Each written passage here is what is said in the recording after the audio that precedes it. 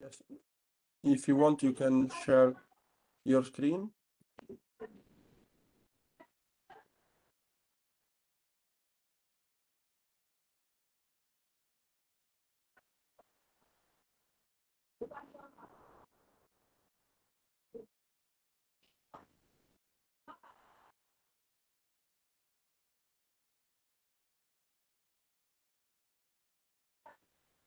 The main focus of this research is to look in depth at how a prevalence of globalization.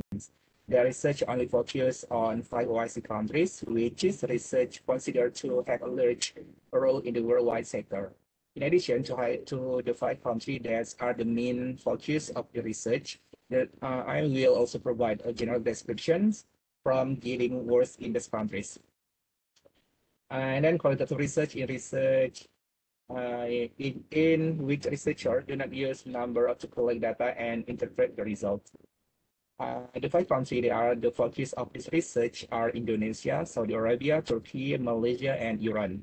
So the researcher method to get the result is following the research question in the introduction section. And then on my journal article, I have the figure and also a figure about the major OIC countries in international trade in service and major OIC countries in international trade in service, top importer and also the top exporter. So concurrently, these 5 countries account for 59.3% of the total for the largest 10 exporter, including Morocco, Indonesia, Bahrain, Kuwait, and Saudi Arabia. And one country that's experienced the globalization impact is Malaysia. So Malaysia, country that the Southeast Asian countries also experience in technical recessions. A part of trading economics, the neighboring economy of neighboring country was minus 6.5% in the second quarter of 2020. And also Malaysia, I found Turkey. So Turkey also experienced recessions such as its economic growth minus 9.9% in 2022. Turkey economy is fighting with the highest inflation in 19 years. Low-income family also need help to meet their needs in Turkish middle class group also feel that. And then another countries is Indonesia. So in Indonesia, so optimistic that we'll not experience a recession that is supported by data such as the consumer belief index, which is still helpful. So the Indonesian manufacturing index is 51.8 or larger than Malaysia, Taiwan, and South Korea, where the highest manufacturing index of the 3 countries is only 48.7. And then furthermore, in Saudi Arabia, the economic recession is caused by various things, not only because of the price of fuel. However, OPEC countries and several larger oil producers, such as Saudi Arabia, often claim to avoid high oil prices because they fear contributing to global recession. And then in addition, some economists are optimistic that Indonesia will not experience a recession that is supported by data such as the consumer belief index. However, OPEC and several larger oil producers, such as Saudi Arabia, often claim to avoid high oil prices because they fear contributing to globalization. What's more important for oil trader is how the recession impact oil prices. Next, I show you about the Afghanistan. So the International Labour Organization say more than 500,000 people in Afghanistan have lost their jobs since the Taliban returned to power in mid-August last year. So the economic crisis has left most Afghans out of work or not receiving wage.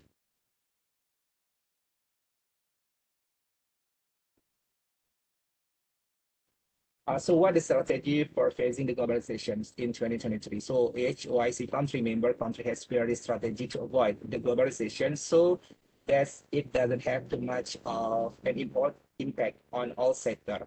So the strategy, I think, have monetary policy and then fiscal policy or push export and then tax amnesty, reduce interest rates, and then control inflation. Next, prevent borrowing if inflation is high, encourage saving, and then reducing government spending and focusing on infrastructure development. Okay, and then the sector that can improve globalization. So I think the sector can improve amid globalization is the halal economy or halal tourism or halal product. So despite all the geopolitical events and economic challenge of 2023, the global halal economy still presents promising opportunity for Muslim majority countries. And import depends on food and beverage harm for security. The COVID-19 pandemic, the Ukraine conflict, climate change, and the threat of a recession have exacerbated food security problems and poverty. So the OIC annual Halal Economic Report 2022 revealed that OIC member countries recorded a trade deficit of USD 63 billion for halal economic product in 2021. That include food, fashion, pharmaceutical, and cosmetic, with total export recorded at 275 billion USD and import at 338 billion USD.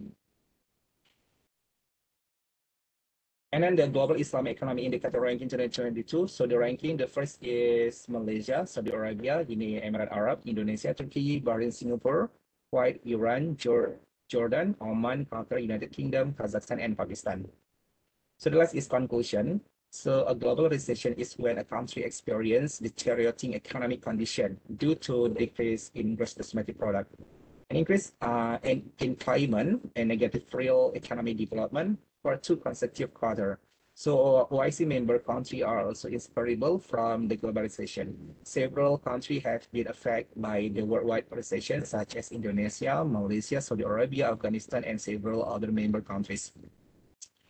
And OIC member countries not too heavily affected by the globalization were Qatar, Brunei, Darussalam, and Kuwait. I think this is because this country has strong economic fundamental because it has abundant natural resources, besides being assisted by a manageable population. And the OIC country have several things to prevent this recession from spreading and bankrupting a country such as Indonesia, which must maintain a deficit below 3% of GDP in 2023. And then the tourism recovery promote economic activity, and tourism in Malaysia has revived after the COVID-19 pandemic. In addition to the strategy step OIC members took, a sector that can help cause a bigger recession is the development of the halal industry, where the halal industry provide quite good growth amid the global recession. Okay, thank you so much for your attention.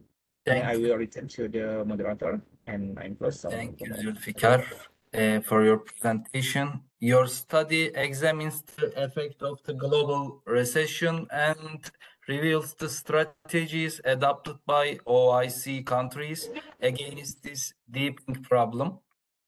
Is there any question to Zulfikar? If not, we can continue with the second presentation of our session. Kadi Sanaa will make the presentation. The paper title is The Intersection of Accounting and Dispute Resolution in Islamic Banking and Finance.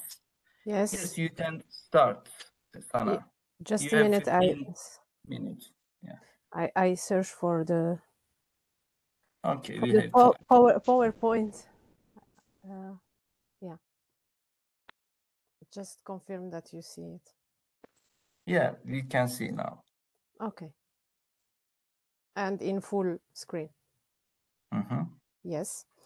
Okay. So, and do you see me also? Yeah, we can see you. Sure. Yes, great. Okay, so hello everybody, and I am honored to join you as a doctoral researcher. It is with a great enthusiasm that I participate in this workshop, recognizing the invaluable opportunity it provides to research the topics of our respective fields and to engage in meaningful discussions that enrich our academic journey. So I am looking forward to the insights, collaboration, and shared experiences that this workshop promises. So thank you for this privilege. I am also excited to contribute and to learn from the academic community gathered here today. And my name is Sanaa Kadi from the Faculty of Law of the University of Helsinki. And the topic of my presentation today is the intersection of accounting and dispute resolution in Islamic banking and finance. So as you may know, legal conflicts in Islamic banking and finance can always arise from contract issues or Sharia compliance disputes. And this presentation or paper explores how accounting practices impact dispute resolution in the IBF sector. It emphasizes the need for fairness and transparency based on Islamic finance principles. Using a legal approach, this study reviews Islamic law, national regulation, court judgments, and industry standards to enhance legal certainty in this sector. The research stresses the role of clear financial records in resolving disputes, showing how transparent accounting practices can contribute to fair and efficient resolutions in Islamic financial activities. It highlights also the importance of trained professionals in law and in Islamic finance. Islamic finance accounting involves creating principles and procedures tailored for Islamic financial institutions and transactions, ensuring adherence to Sharia principles. Organizations like Accounting and Auditing Organization for Islamic Financial Institutions, the AOFI, develop standards for consistency and transparency in Islamic finance, and these standards guide financial reporting, auditing, and disclosure to promote the sector's credibility and also its growth. In Islamic banking and finance law, disputes arise from, for example, disagreements in transactions or contracts governed by Islamic law. Causes can include also misinterpretation, contract breaches, fraud, or non-compliance with Sharia principles, highlighting the need for effective dispute resolution mechanisms also. So in Islamic business deals, it's important to follow certain rules to avoid something called gharar, which means too much uncertainty or vagueness in contracts. It's crucial to understand the difference between just having an object in mind for a deal and being able to actually get it. For example, if someone wants to sell a bird flying in the air or a fish swimming in the water, there's no guarantee they can deliver them. Back in the time of the Prophet, peace be upon him, and in Islamic societies, people often traded goods they couldn't physically touch or hadn't acquired yet. And this mix of business and law led to the creation of specific rules in Islamic law to reduce the risks linked to gharar.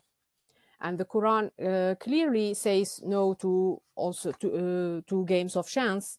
And the Prophet, following widely accepted traditions, said no to certain practices like selling unborn animals or selling milk while it's still in the others. These rules were made to make sure business deals are fair and clear and forming the whole ethical basis of Islamic economic principles.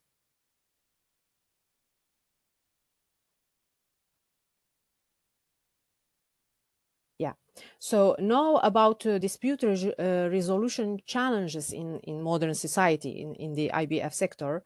Arbitration is essential for settling IBF conflicts in modern society. Also establishing principles that ensure financial intermediation supporting the real economy is crucial. So why Sharia compliance is important?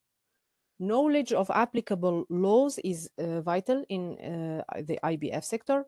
International councils like the Fiqh Academy is crucial. Sharia compliance is also critical to avoid Sharia risk and potential invalidation of contracts. Legal mechanisms in IBF provide certainty but may face also challenges in interpreting and applying Sharia principles. So we have seen jurisdiction challenges. For example, significant IBF cases law cases have chosen Western courts, revealing challenges in conventional courts. dealing with the Islamic finance disputes effectively. And furthermore, the slow development of Islamic finance in Western countries contrasts with its growth in Islamic nations. Even if Islamic financial institutions have existed in the West for 40 years, driven by globalization and the growth of the Muslim community. So the gap between traditional and modern Islamic finance is that the pressures to comply with the complex financial system create a gap between traditional and modern Islamic finance. Additionally, there are differences that exist in legal concepts and customer perceptions, potentially impacting their financial decisions.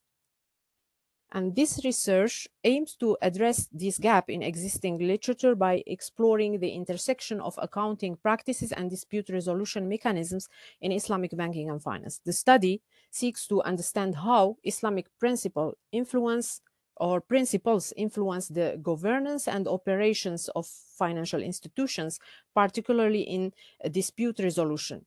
And by scrutinizing Islamic accounting principles and their application in dispute resolution scenarios, the research aims to provide insights for practitioners, policymakers, and for scholars. So this study is novel as prior literature lacks exploration of these connections in the context of Islamic finance. The paper reviews existing literature, present findings, and contributes to a deeper understanding of this relationship between accounting practices and dispute resolution. The research methodology involves a comprehensive approach combining both primary and secondary sources for an in-depth analysis of accounting practices. Primary sources include Sharia principles, reports from regulatory bodies, financial statements, court judgments, and relevant agreements, and secondary sources such academic papers, articles, industry reports, and critiques complement and validate this primary data. The study also employs a systematic approach, beginning with the identification of the key aspects contributing to the legal framework of the IBF. And primary sources are examined, and a wide array of secondary sources, including databases like Scopus and Skival, are utilized to ensure accuracy and reliability in exploring this relationship. So the Islamic finance industry employs various dispute resolution mechanisms, reflecting the principles of fairness and justice inherent in Sharia law. These mechanisms include, for example, counseling, nasiha, which is offering advice or guidance, mutual consultation, shura, which involves seeking collective input and consensus among the parties to arrive at a solution, mediation and conciliation, sulh, third-party facilitation aimed at fostering reconciliation, arbitration, tahkim, and the combination of mediation and arbitration, expert determination, mediation, expert determination, and the last is the adjudication, qada, which involves the legal determination of the dispute by a qualified judge or a legal authority, ensuring compliance with Sharia principles. So these mechanisms reflect the diversity and flexibility within Islamic finance dispute resolution, allowing for customer-made approaches based on the nature and complexity of each dispute. And after that, thorough literature has been conducted, and this literature review on accounting and dispute resolution found a lack of a direct connection between accounting practices and dispute resolution mechanism, despite the fundamental role of accounting in shaping financial narratives and providing essential data for legal proceedings. So understanding this intersection of accounting practices and dispute resolution in Islamic finance is crucial for ensuring financial transparency and accountability. By establishing this link, a more robust framework for accountability can be developed, guiding legal strategies in presenting accurate financial information during legal proceedings. And this knowledge can lead to fair and informed decisions, and can also enhance the integrity of financial transactions within the Islamic finance industry. So the key trends in scholarly output from 2018 to 2023 highlight shifts in focus within accounting for Islamic finance. While auditing took center stage in 2019, recent attention has shifted to key phrases like accounting standards, disclosure, accounting system in 2022 to 2023. Indicating evolving research priorities, robust scholarly contribution from leading nations in Islamic finance include Malaysia, of course, Indonesia, the United Kingdom, Pakistan, and the United States. And this emphasized the crucial role of research in shaping the landscape of accounting and dispute resolution in Islamic finance. Prolific research activity in leading nations such as Malaysia, Indonesia, the United Kingdom, Pakistan, and the United States strongly indicates a direct influence of advancement in accounting methodologies on the development of dispute resolution mechanism within Islamic finance. These countries serve as catalysts, fostering innovation and best practices that enhance legal certainty in the Islamic banking and finance sector.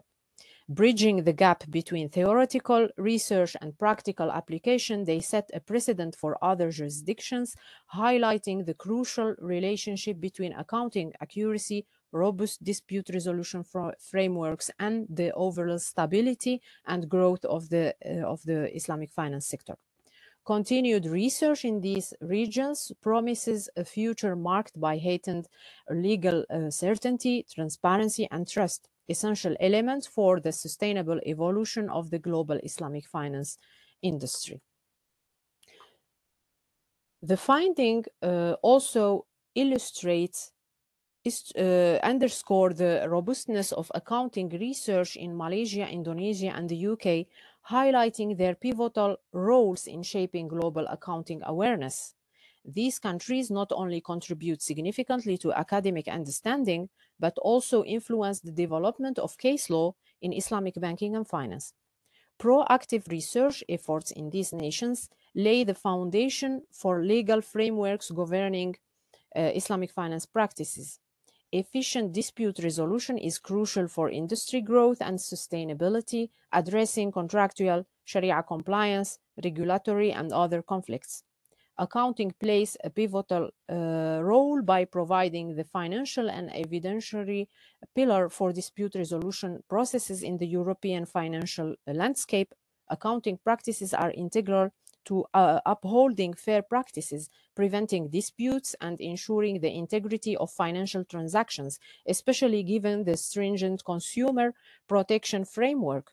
And failure to comply with regulation may lead to legal disputes, penalties, and also the reputational damage for Islamic financial institutions. Additionally, the principle of recognizability in marketing law emphasizes the importance of transparent advertising to prevent hidden advertising practices that could impact consumer decisions and trust in Islamic financial institutions. Fundamental role of accounting now. So meticulous record keeping, documentation, and financial reporting in accounting are essential in Islamic finance, as record keeping captures all financial transactions, forming a fundamental source in dispute resolution in the IBF sector. Accurate representation in dispute resolution.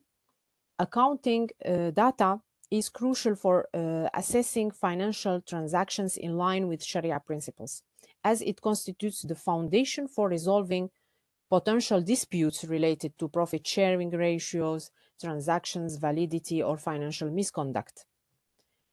About the involvement of Islamic accounting professionals,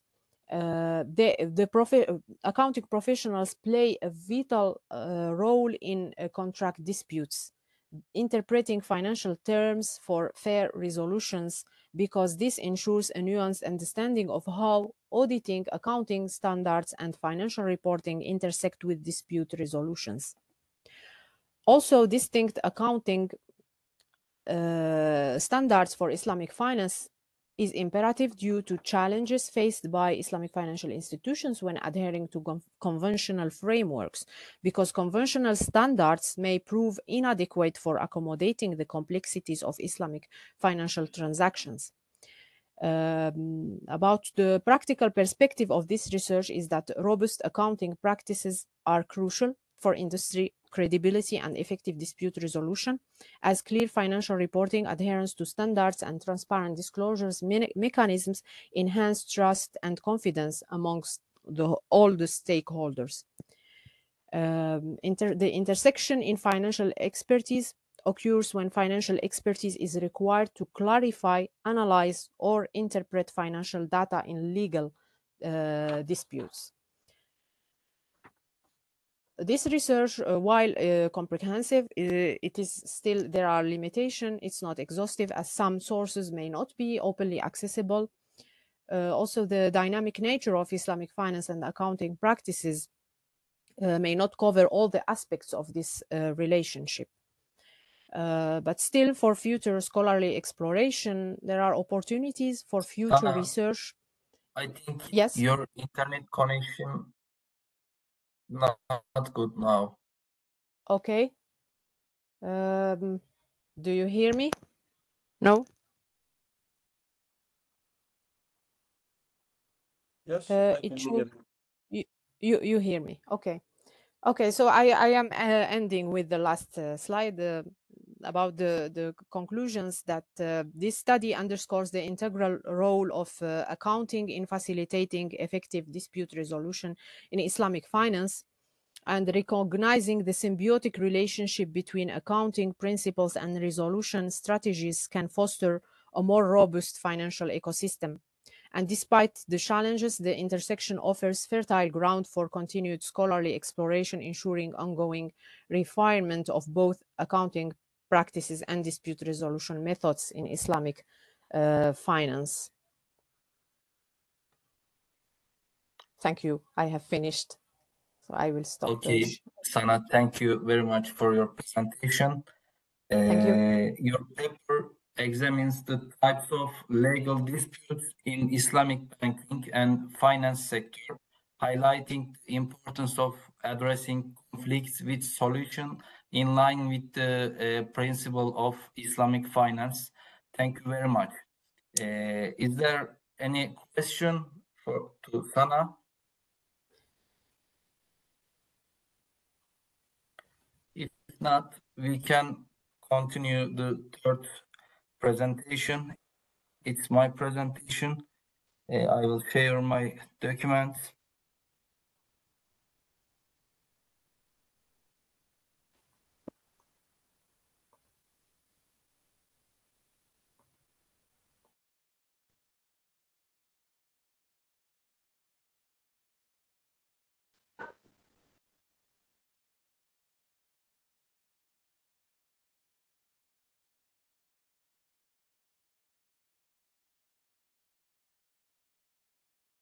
Can you see my slides? Yes. Okay.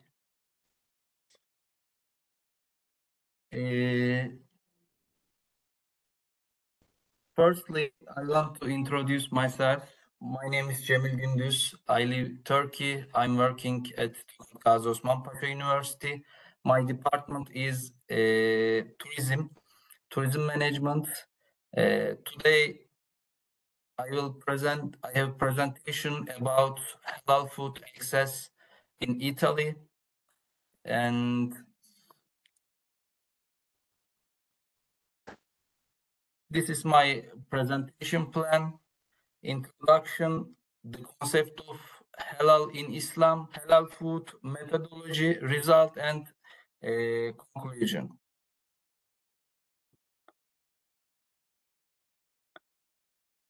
In recent years, there has been an awareness of halal tourism and halal food. Now, I would like to touch upon some issues in introduction part of my work. Introduction highlights the significant surge in international tourism, particularly among Muslim travelers, who are driven by desire to experience new culture while adhering to their Islamic faith and dietary restrictions.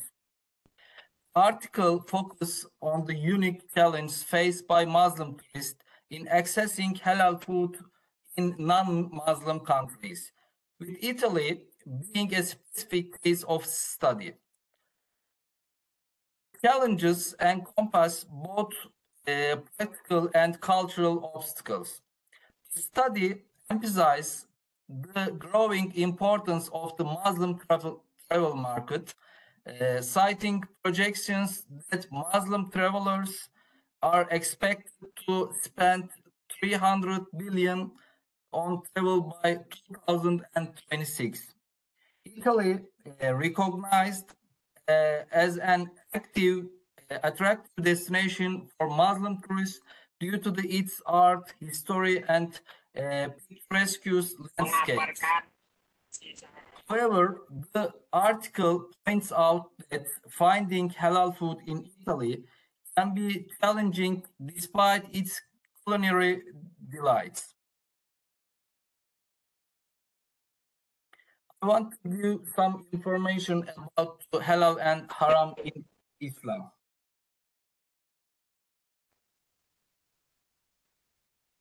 The concept of halal is rooted in fundamental principles of Islam, regulating both worldly and hereafter aspects of believers' life. Terms halal and haram signify what is permissible and prohibited in Islam, respectively.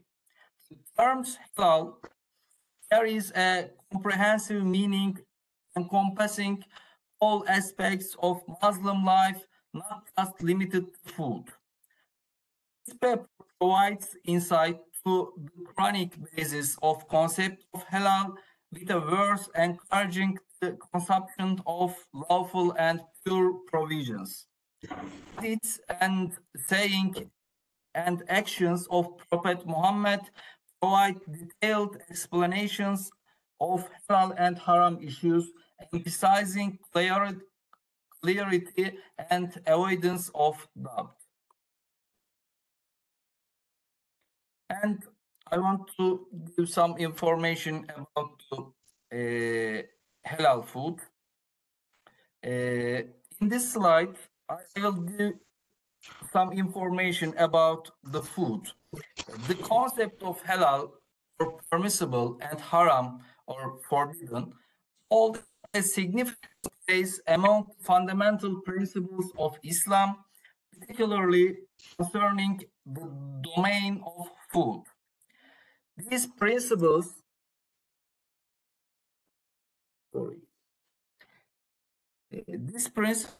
are rooted in religious texts such as the Hadith.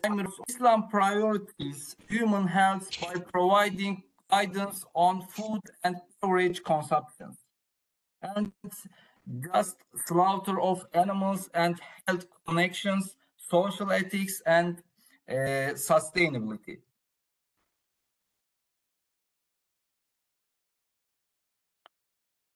And this is my methodology. My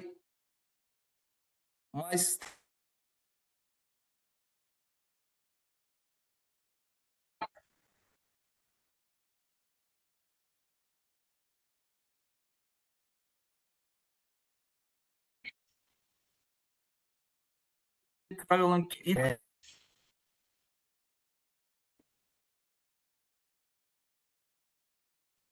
structured interviews, allowing flexibility for participants to openly share their experiences.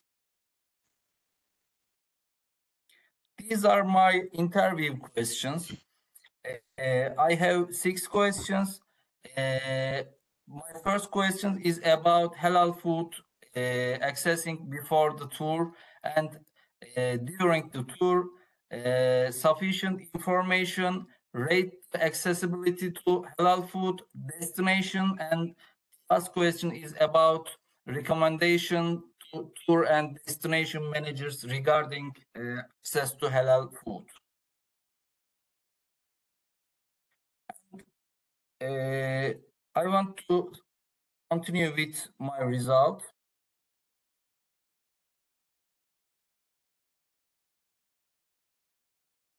This table summarizes the expectations of participants regarding access to halal food before Italy. Most participants don't expect to find a variety of halal food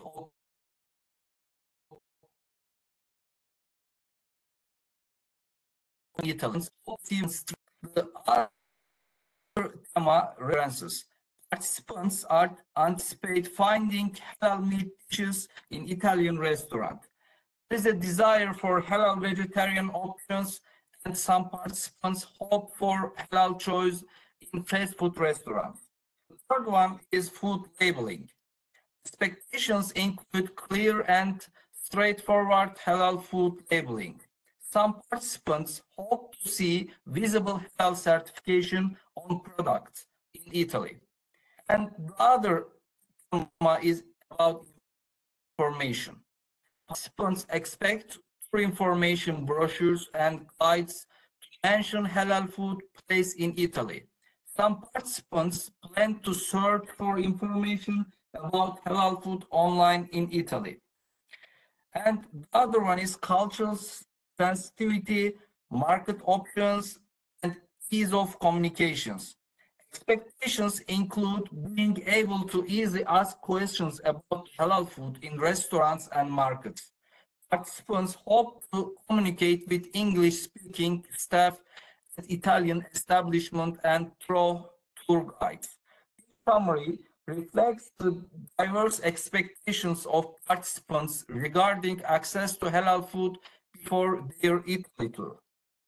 And this table is about during the Italy tour.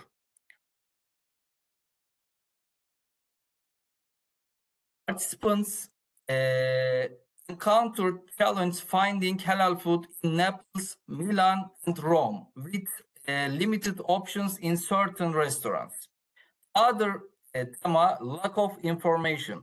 Insufficient information about halal food products in Venice, lack of details about halal restaurant in Florence, and unclear information about halal markets. Other important thing is language barriers.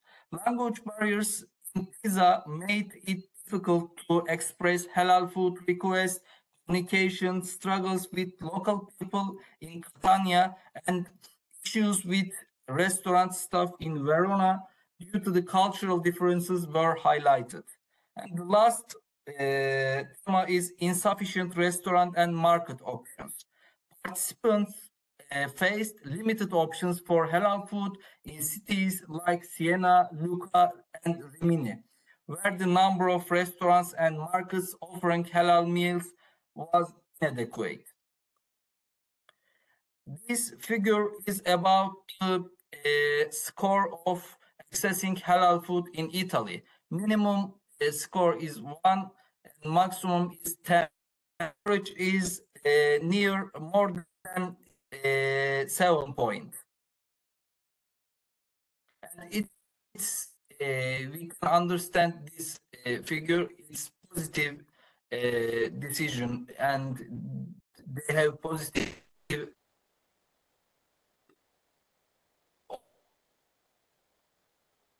opinion about this. For about in terms of halal food, Milan is first with 33%, Rome is second, and Naples continue to Rome, and Torino is near percent, and Bologna is 6%, other near 10%. And the last table is about the suggestions on accessing halal food in Italy. I want to speak about, I have not too much time, I know, but I will summarize it. The participants' suggestions emphasize the importance of business, public awareness, regulatory standards, city-level initiatives, and transportation service in improving halal food accessibility for Muslim tourists in Italy. Implementing these recommendations can contribute to a more exclusive and welcoming environment for this growing demographic of tourists. And finally, the conclusion part. I will share some information about evaluation of my work. The study highlights the challenge faced by Muslim tourists related to limited availability of halal food and of certified halal certification. Addressing these issues is crucial to meeting the dietary needs of Muslim travelers. The research points out the insufficient information on food labels and communication challenges arising from cultural differences. Improving communication and providing clear information on halal options can enhance the overall experience for Muslim tourists.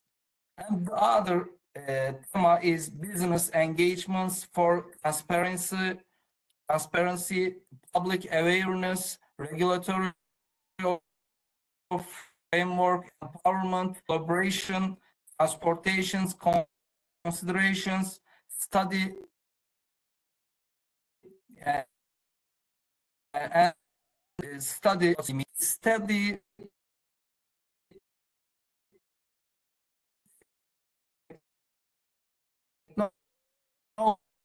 it's a broader spectrum of Muslim tourists visiting Italy. Overall conclusions stress the importance of implementing the recommendations to make Italy a more inclusive and welcoming destination for Muslim travelers. Thank you for listening to me. I finished my slides. Do you have any questions about my presentation? If not, we can continue with last presentation of our session. Muhammed, Awal, Kindzeka, Wirajing, and Ali Haruna will make the presentation. The title is Riba-awareness in the cryptocurrency market, the case of Cameroon.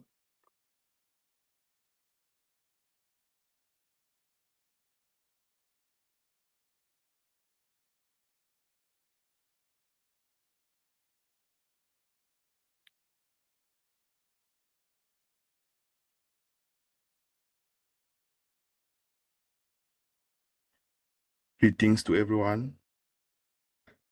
Yeah, I can hear you. Greetings to everyone. Can you hear me? Yeah, we can hear you. Can you hear me now? Yes, we can hear.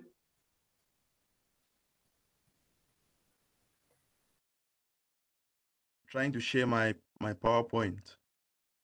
Okay. But Maybe Cemil, you have to stop sharing your. yeah. Okay, sorry.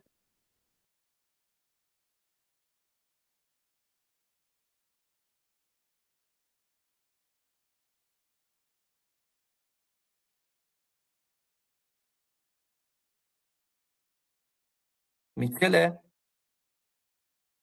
Yes. how can I cancel my, how can I close my presentation sharing? I couldn't find. Yes, you have to close. Try to click on share, Okay. and there probably you can have the possibility to close your. No, in the top part of your screen there is stop in the orange pop-up. But in my page, I can't see. If you came back in the WebEx. Okay.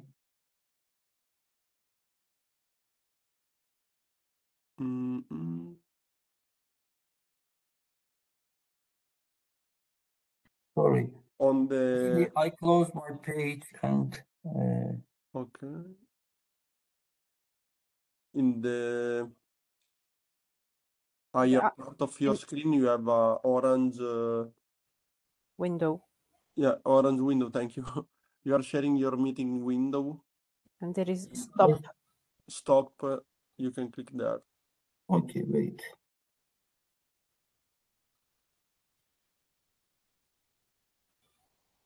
No. Can you see my PowerPoint? Can you hear me? Yes, we can hear you, but we can see your PowerPoint. Now I'm trying to take the control, but. Okay, perfect. Okay. Share. Thank you very much, Cemil. You're welcome. You hear me? Yes. Yeah. We can hear and see your presentation. You can start. Greetings to everyone. I'm really happy to present my paper entitled What Determines Riba-awareness in a Cryptocurrency Market. We take the case of a non-Muslim country, that is Cameroon. It's a sub-Saharan African country. My presentation plan is as follows. I present the background and the rationale, the objective, the methodology, the result, the conclusions, and the policy recommendations. We have realized that the adoption of technology is not new in the financial sector, but a number of constraints had defined the operating environment until recently. In the 21st century, we know the financial industry is characterized by a relatively high degree of computerization, since most financial services are dematerialized. We know that in the 20th century, and still in many developing countries, payments still require physical cash and checks, and onboarding for new products and services often required in-person or paper-based promotion. So we know digitalization has profoundly transformed and reshaped the world financial sphere. And this transformation is termed in the Islamic financial and economics literature by the name Islamic fintech, due to the influence of ICT that profoundly transform economies that adopt, not only economies that adopt Islamic finance as a mode of finance, and other economies that have not adopted. And we know that cryptocurrency is one among the greatest transformation in this respect, like in the exchange market, and has gained a lot of attention among policymakers over the last few years, as if 2018. You know, these cryptocurrencies are digital currencies that are used for exchange, and they are controlled under a decentralized network.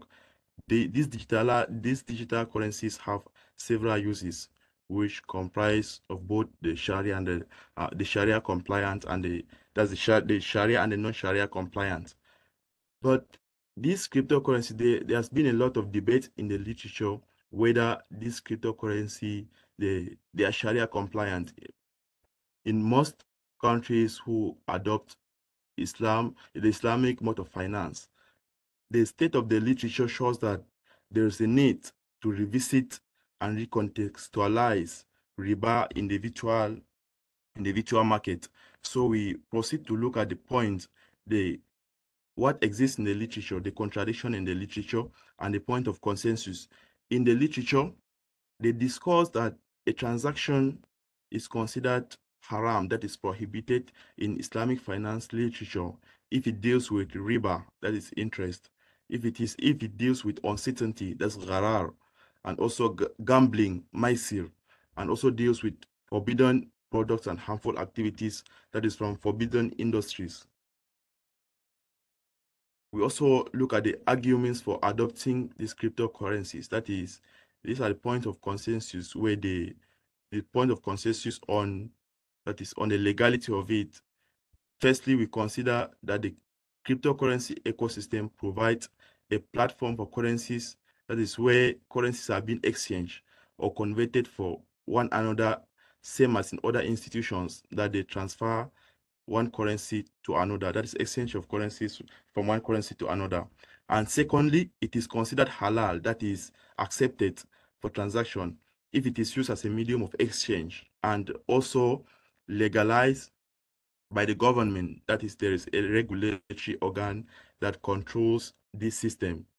And also from the literature, we found in the work of Abu Bakr, Abu Bakr and Asif, in the analysis, they opined that if these bitcoins are qualified as money and possess all the attributes of money, such as medium of exchange, units of measurement, store of value, and are commonly accepted, then we can use these currencies as money. With these controversies, we see that in most Islamic countries, for example, there are some people who they have the opportunity to use cryptocurrency, for example, like the Bitcoin, but with the confusion of not why should we use it, because of the fluctuations, the uncertainty in the market. There is a full stop on it, and it requires a discussion. They need to revisit the discussion about crypto, about the Riba awareness in this cryptocurrency. That's the scholars, they need to revisit their discussion to redefine the notion of riba, so as to design a virtual market for Muslims, those who follow the rules of Islam that governs the economic transaction. So the objective of our study is to determine, that is to examine the determinants of riba awareness in the cryptocurrency market, taking the case of Cameroon, and to determine the role of education in moderating the relationship between the Muslim scholar influence and the riba awareness in crypto trading, taking the case of Cameroon.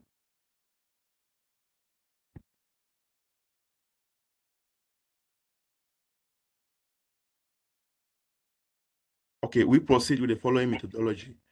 Our study contains 51 individuals that's in Cameroon who are approached using a self-administered structured questionnaires.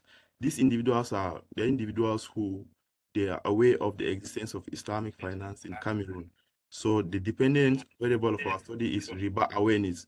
That is, it is a binary variable. It is one for being aware of riba in cryptocurrency. That is, that you already know the conditions of it is riba if there is interest on it, and also knowing other legality part of it, like uncertainty and also haram products, and zero if otherwise, if you are not aware that there exists riba in the cryptocurrency trading. The independent variables are the scholar influence, the income size, the riba punishment awareness, the institutional quality, inclusiveness, development, and the level of education. We have the moderating variable, which mediates, this moderating variable mediates how Muslim scholar, how they influence the awareness, how they influence the awareness of people in understanding the riba in the cryptocurrency trading. We proceed with the following estimation strategy. We adopt the logistic model. The logistic model is adopted here because it is admitted in the case where your dependent variable is binary in nature, that is zero, like 1 for being away and 0 for being unaware. Also, the probability are calculated to provide the exact estimate or probability for the various determinants of riba awareness. For the result, we commence with the descriptive statistics. The findings of our study indicates that 41% of the interviewed 51 individuals, they were aware of riba awareness, that is the rulings of riba in the cryptocurrency market, and 58% were unaware. The findings of the logistic model indicates that the local Muslim scholars in Cameroon, they tried the probability of them they tried for the individuals, for the respondents to understand the role the rulings of riba in the cryptocurrency trading. That's the probability of their presence and the respondents knowing the rulings is very high than their absence. The income size for individuals who were above the poverty threshold defined by the World Bank of 2.15 US dollars. Those who were above that threshold, their probability of being aware of this riba in the cryptocurrency market, their probability was very high than those who were unaware. And also the riba punishment awareness. Those who know the punishment of those who engage in usury, that is riba, their probability of getting to know about the awareness, that is their desire to seek more knowledge about this riba, their probability is very high. And also the institutional quality. These findings, they collaborate with the findings of EJIF 2018. They consider the level of education, the scholar influence, and the income size to be one of the most important determinants of not only the adoption of Islamic finance, but also the awareness and the knowledge about the rulings of usury in the digital market. We further establish the moderating effect. This moderating effect shows how education, the level of education of the respondent was important in influencing their knowledge about riba in their cryptocurrency trading. The respondent, the education variable was very important because the respondents, nearly 91% of the respondents were those who have at least a bachelor's degree, and with their knowledge, they understand more better how the cryptocurrency market functions. Also, the education moderates the institutional quality to provide a positive effect on the riba awareness. That's with better institutions, and when development is inclusive, they consider both the male and the female in their development project. They consider all the communities and all the tribes in the development project, like in Africa where there are many tribes. They consider all these tribes in their development project. When this is inclusive, it turns to improve, that is, it turns to create opportunities for people to learn more about riba, more about that's the Islamic financial sector. Since we know in a non-Muslim country like Cameroon, the penetration rate of Islamic finance is still very, very low. From the study, we investigated the determinants of riba awareness in Cameroon, and also the moderating effect of education. And we have obtained our findings using the logistic model, creating a binary dependent variable of riba awareness. And we observed that 59% of the respondents, though they were educated, they were still unaware of riba in cryptocurrency trading. And also, the findings indicate that 62.5% of the respondents still need to be reached and taught by scholars about Islamic rulings in the cryptocurrency market. This is not just for it to benefit them, because there are some of them who would have used the opportunity to trade just because they don't know about the rulings. They kept that is a constraint to them from engaging in their economic activities. And also the level of education. The findings also show that the level of education facilitates their understanding of crypto market transactions and how the Sharia rules governing financial transactions are integrated into the sector. Also, the mean observation of institutional quality, measuring how institutions are being managed and controlled, is not encouraging and stands at just about 41%, of which is slightly discouraging. From the findings, we can draw out these following recommendations. There's a need to redefine the rulings on riba to address the challenges that are brought by the digitalization. And this is not just, these challenges do not only stop their personal activities, it stops the global value chain participation, because there are many countries, there's many communities, because they don't understand the cryptocurrency market, how it functions. They stop people from using this, just considering everything to be haram, without respecting the rule of it being haram, only if it is uncertain, dealing with gambling and dealing with riba and dealing with haram product. And secondly, the quality of institutional management should be enhanced to gain the trust and the belief of Muslims in extending Islamic financial institutions and creating platforms that provide equal opportunities for all. And also the education should be encouraged, because we have realized that those who have higher level of education, they understood the rulings of riba in the cryptocurrency market more than those who have low level of education, that is less than the first degree level. And also lastly, we recommend those who trade in cryptocurrencies verify and avoid transactions that deal with usury, uncertainty, and speculation, gambling, and those from the haram or forbidden industries. Yeah, thank you for my presentation.